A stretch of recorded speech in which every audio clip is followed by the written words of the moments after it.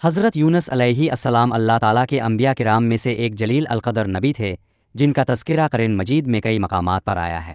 آپ کو ذوالنون اور صاحب الحوت یعنی مچھلی والے نبی کے القاب بھی دیے گئے ہیں۔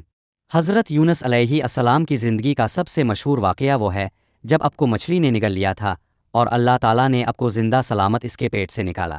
ان کا واقعہ ایمان، صبر، توبہ اور اللہ پر توکل کا عظیم درس دیتا ہے۔ حضرت یونس علیہ السلام کا تعلق بنی اسرائیل سے تھا۔ آپ کا مکمل نام یونس بن متی تھا۔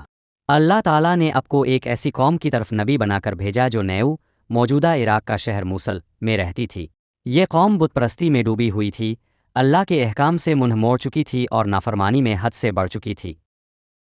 حضرت یونس علیہ السلام نے اپنی قوم کو اللہ کی طرف بلایا، توحید کا پیغام دیا اور برائیوں سے باز رہنے کی تلقین کی۔ آپ نے انہیں بار بار سمجھایا، واعظ و نصیحت کی، لیکن قوم نے آپ کی بات نہ مانی اور تمسخر اڑانے لگی۔ انہوں نے نبی کی بات سننے سے انکار کیا اور اللہ کے عذاب کی دھمکی کو مذاق سمجھا۔ جب قوم نے مسلسل انکار کیا اور حضرت یونس علیہ السلام کو یقین ہو گیا کہ اب اللہ کا عذاب نازل ہونے والا ہے، تو انہوں نے اللہ کے حکم کا انتظار کیے بغیر قوم کو چھوڑنے کا فیصلہ کیا اور وہاں سے نکل گئے۔ یہ عمل نبی کے شان نہیں تھا، کیونکہ اللہ کا حکم آئے بغیر مقام ترک کرنا ایک خطا تھی، اگرچہ وہ اجتہادی تھی۔ حضرت یونس علیہ السلام ایک کشتی پر سوار ہو گئے تاکہ کسی اور جگہ چلے جائے۔ جب کشتی سمندر میں پہنچی تو طوفان آیا اور کشتی ڈوبنے لگی۔ لوگوں نے فیصلہ کیا کہ کسی ایک شخص کو سمندر میں ڈالنا ہوگا تاکہ باقی بچ سکے۔ قرعہ اندازی کی گئی اور 3 مرتبہ حضرت یونس علیہ السلام کا نام نکلا۔ بالآخر آپ کو سمندر میں پھینک دیا گیا۔ اللہ تعالیٰ نے ایک بڑی مچھلی کو حکم دیا کہ وہ حضرت یونس علیہ السلام کو زندہ نگل لے۔ حضرت یونس علیہ السلام مچھلی کے پیٹ میں اندھیرے میں تھے۔ وہ اندھیرا رات کا تھا، سمندر کا تھا اور مچھلی کے پیٹ کا۔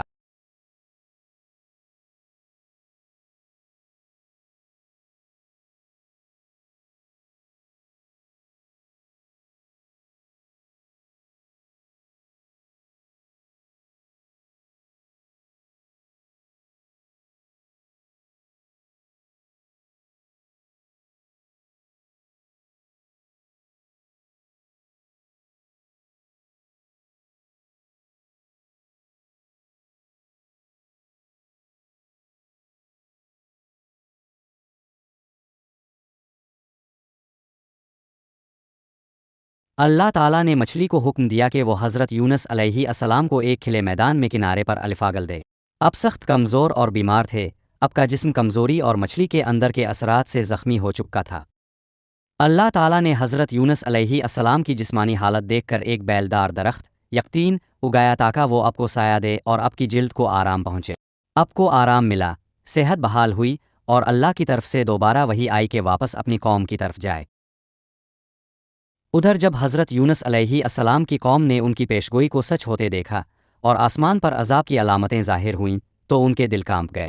انہوں نے توبہ کی، بچے، بوڑھے، مرد، عورتیں سب روتے گڑ گڑاتے اللہ سے معافی مانگنے لگے۔ انہوں نے اپنے جانوروں کو بھی ساتھ شامل کیا اور اجتماعی توبہ کی۔ اللہ تعالیٰ نے ان کی سچی توبہ قبول فرمائی اور عذاب کو ٹال دیا۔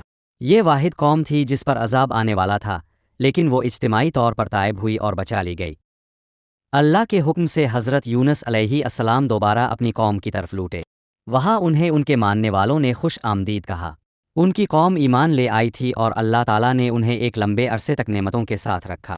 قرآن میں فرمایا گیا،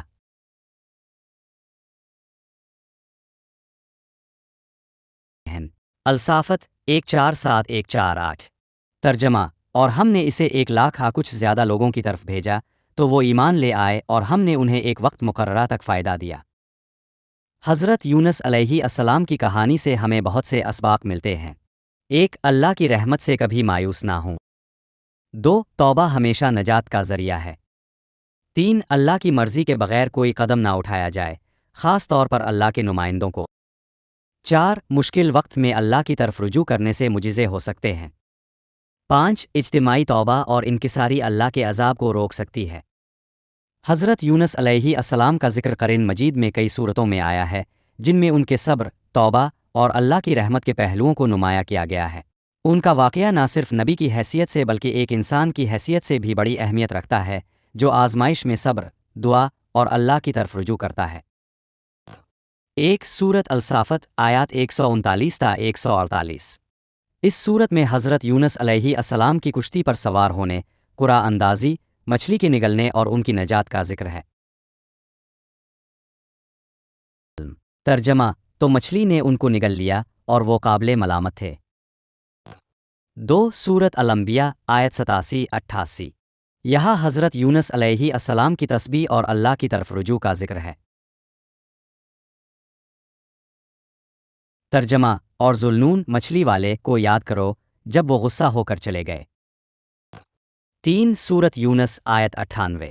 یہ واحد قوم تھی جس کی توبہ کو اللہ نے اجتماعی طور پر قبول کیا۔ ترجمہ: پس کوئی بستی ایسی کیوں نہ ہوئی جو ایمان لائی ہو تو اس کا ایمان اسے نفع دیتا، سوائے یونس کی قوم کے۔ 4 سورۃ قلم آیات 48-50۔ یہاں حضرت یونس علیہ السلام کو نبی کریم صلی اللہ علیہ وسلم کے لیے صبر کا نمونہ بنا کر پیش کیا گیا ہے۔ حضرت یونس علیہ السلام اللہ تعالیٰ کے ان خاص بندوں میں شامل تھے جن پر اللہ کا خاص فضل و کرم ہوا۔ اگرچہ انہوں نے مقام چھوڑنے میں جلدی کی، لیکن اللہ نے انہیں معاف کیا، ان کی دعا کو قرآن میں ہمیشہ کے لیے محفوظ کر دیا اور انہیں دوبارہ رسالت کے منصب پر فائز فرمایا۔ نبی کریم صلی اللہ علیہ وسلم نے حضرت یونس علیہ السلام کا احترام کرتے ہوئے فرمایا۔ ترجمہ: مجھے یونس بن متی پر فضیلت نہ دو۔ یہ حضور صلی اللہ علیہ وسلم کا انکساری اور حضرت یونس علیہ السلام کے مقام کی طرف اشارہ ہے۔ حضرت یونس علیہ السلام کی جو دعا قرآن میں مذکور ہے،